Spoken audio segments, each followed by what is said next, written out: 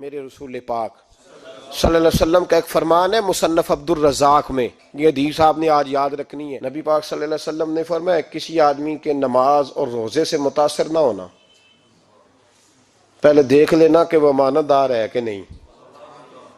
کسی کے نماز روزے سے متاثر نہیں ہونا، پہلے دیکھ لینا کہ دیانت دار ہے کہ دیکھنا لوگوں کی جیبوں پہ کتنی نظریں ڈالتا ہے۔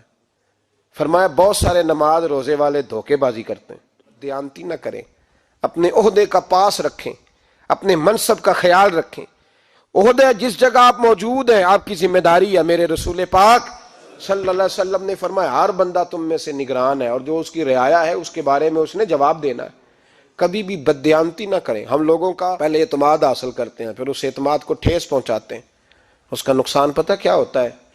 دنیا میں سب سے کمزور شخص وہ ہوتا ہے جس پر کوئی اعتبار نہیں کرتا۔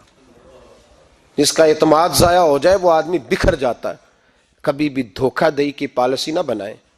ہم لوگوں سے مفادات لینے کے لیے اپنے رویے میٹھے کرتے ہیں، اور جب کام نکل جاتا ہے پھر ہمارے رویے بدل جاتے ہیں۔ یہ دھوکہ ہے، یہ بددیانتی ہے، اس کو اللہ رسول نے پسند نہیں کیا۔ میرے نبی پاک علیہ السلام نے فرمایا جس میں 3 باتیں پائی جائیں وہ تو منافق ہے۔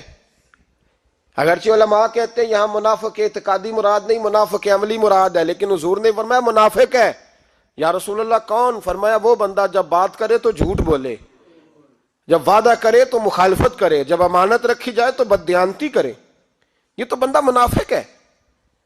حضرت ابو نور علیہ رحمہ نے لکھا ہے، فرماتے ہیں محمود غزنوی کا دور تھا تو ایک آدمی محمود غزنوی کے پاس نا اپنا کیس لے کے آیا، مدعی بن کے آیا۔ اس نے کہا بادشاہ میرا کیس بڑا نرالا ہے۔ بادشاہ سلامت نے کہا وہ کس طرح؟ کہنے لگا یہ میرے پاس ایک تھیلی ہے، میں نہ سفر پہ جانے لگا تو یہ تھیلی پوری ہیروں کی بھری ہوئی تھی۔ فلاں علاقے کے جو قاضی صاحب ہیں نا، میں جاتی دفعہ میں کہیں سفر پہ جا رہا تھا تو میں ان کے پاس چھوڑ گیا کہ رستہ لمبا ہے، کہیں کوئی مجھ سے چھین نہ لے، ہیروں کی بھری ہوئی تھی۔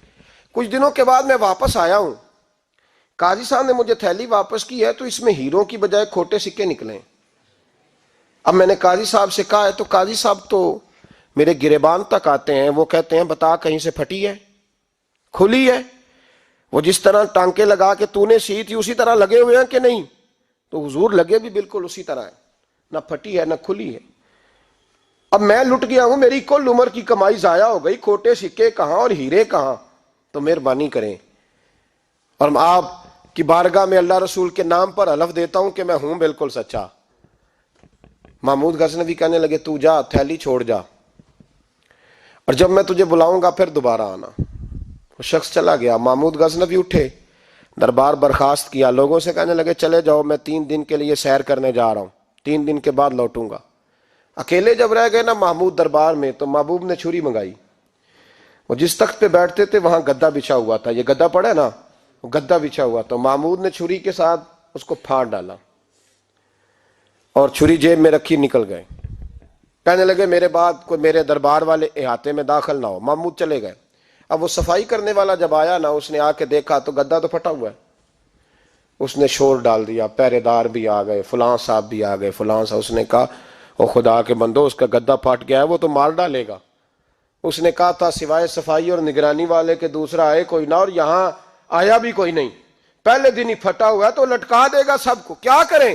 شور ہو گیا، سارے دربار کے ملازمین اکٹھے ہو گئے۔ ایک بندہ بولا، کہنے لگا فکر نہ کرو، میں کیسے بندے کو جانتا ہوں، اس طرح سیے گا کہ جس نے پھاڑا ہوگا اسے بھی پتہ نہیں چلے گا کہاں سے پھٹا تھا، ایسا بہترین رفو کرے گا کہ پتہ بھی۔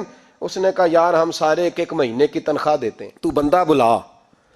وہ بلا لیا اس کو، اس کا نام محمد رفو گر تھا۔ وہ آیا، اس کو گدا دکھایا، اس کا یار اس طرح سینا پتہ نہ چلے۔ اس نے کہا فکر ہی نہ کرو، میں بڑا کاریگر ہوں۔ بڑے بڑے کاریگر لوگ نہیں ہمارے ملک میں پائے جاتے، کوئی نشان چھوڑتے ہیں پیچھے؟ بڑے کاریگر کا پیسے ہونے چاہیے، بڑے بڑے کاریگر بندے۔ آپ یقین کریں ایسا فلسفہ، یہ عمرہ عبادت ہے نا، سرکار دو عالم صلی اللہ علیہ وسلم کی بارگاہ کی حاضری بڑی نعمت ہے نا۔ تو سعودی گورنمنٹ نے پابندی لگا دی، خیر ان کی بھی زیادتی ہے، اس طرح کی پابندیاں شریعت اسلامیہ میں جائز نہیں۔ اللہ کے گھر مسلمان جب چاہے جا سکتا ہے، لیکن وہ کہتے ہیں جی 2000 ریال دے جس نے 2 سال بعد بھی آنا ہے۔ انہوں نے پابندی لگائی تو ہمارے ایجنٹوں نے بھی کئی خاص ٹریننگ حاصل کی ہوئی ہے، پتہ نہیں کہاں سے سیکھ کے آئے، انہوں نے بھی رستہ نکال لیا۔ ایک صاحب سے میں نے کہا کہ جناب وہ 2000 ریال لگ گیا تو کیا کرنا ہے؟ کہنے کوئی مسئلہ نہیں، پاسپورٹ نواں بنوا لو، گنجائش ہے، یعنی ہر شے کا حل ہے۔ وہ میں نے کہا یار اب عمرہ کرنے جاتے وقت بھی بندہ دھوکہ دے کے جائے، اللہ کے گھر جاتے وقت بھی اس طرح کی حرکت کرے، کیا حال ہو گیا؟ ہر چیز کا لوگوں نے حل نکال لیا، ہر چیز کا لوگوں نے سٹائل بنا لی۔ ایسا نہ کریں، یہ درست نہیں۔ احمد رفو گر کہنے لگا اس طرح سیوں گا کہ پھاڑنے والے کو بھی پتہ نہیں۔ ان کا پیسے لے یار تو سی دے۔ اس نے سی دی، اگلے شام ہی لا کے بچھا دیا گدا۔ تیسرے دن بادشاہ سلامت آئے، آ کے پہلی نظر گدے پہ ڈالی، اس نے بلایا سب ملازمین کو، کہا کس نے سیا ہے؟ کہا جناب کیا ہوا؟ کہا یہ پھٹا ہوا تھا۔ کس نے؟ کہا نہیں پھٹا ہی نہیں۔ وہ کہنے لگے بنو بات، میں خود پھاڑ کے گیا تھا، تو بتاؤ صحیح سیا کس نے ہے؟ کہا جناب آپ پھاڑ کے گئے تھے تو بتایا کیوں نہیں؟ فرمانے لگے اسی لیے تو بتایا نہیں تھا کہ تم خود تحقیق کر لو، بلاؤ بتاؤ سیا کس نے۔ تو بلا لیا، احمد رفو گر آ گیا۔ اس کو جب بلا کے سامنے بادشاہ کھڑا کیا، کہا بھئی تو نے سیا ہے؟ کہنے لگا حضور آپ کے سارے ملازم کٹھے ہو کے آئے تھے، میری غلطی کوئی نہیں۔ کہا نہیں یار تو بڑا کاریگر ہے، میں نے اپنے ہاتھ سے پھاڑا تھا پر مجھے بھی نہیں پتا چل رہا کہاں سے پھٹا تھا۔ اچھا یہ بتا یہ تھیلی جو ہے یہ بھی تو نے سی تھی؟ اس نے کہا جی آپ کے خادم کا ہی کارنامہ ہے، وہ فلانے علاقے کے قاضی صاحب آئے تھے، اس میں سے ہیرے نکال کے تو کھوٹے سکے بھرے تھے، تو مجھے بھی تھوڑا سا حصہ ملا تھا۔ محمود نے سارے گواہ بھی اکٹھے کر لیے، ثبوت بھی اکٹھے کر لیے۔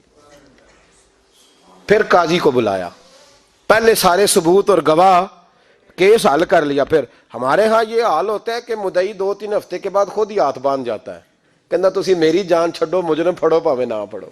وہ کہتا ہے مجھے معافی دو، میں رہا۔